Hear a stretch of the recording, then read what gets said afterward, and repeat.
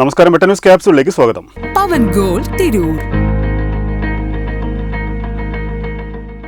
തിരൂർ പൂങ്ങോട്ടുകുളത്തെ പുൽക്കാടിന് തീപിടിച്ചു. സമീപത്തെ ഫാൻസി സാധനങ്ങൾ വിൽക്കുന്ന ഷെഡിലെ ടാർപ്പായ അടക്കം കത്തി നശിച്ചു.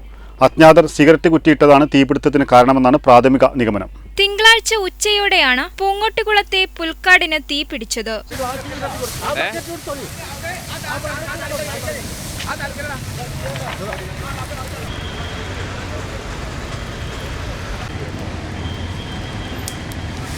തീ ആളിപ്പടരുന്നത് കണ്ട യാത്രക്കാരും ട്രാഫിക് പോലീസുകാരും ചേർന്ന് തീ അണയ്ക്കാൻ ശ്രമിച്ചെങ്കിലും പരാജയപ്പെടുകയായിരുന്നു. തുടർന്നാണ് തിരൂർ ഫയർ സ്റ്റേഷനിൽ വിവരമറിയിക്കുന്നത്. Senior fire officer VP Gireeshan, Raghuraj, Abhilash, Akhilesh, Sandeep എന്നിവരുടെ നേതൃത്വത്തിലാണ് തീയണച്ചത്.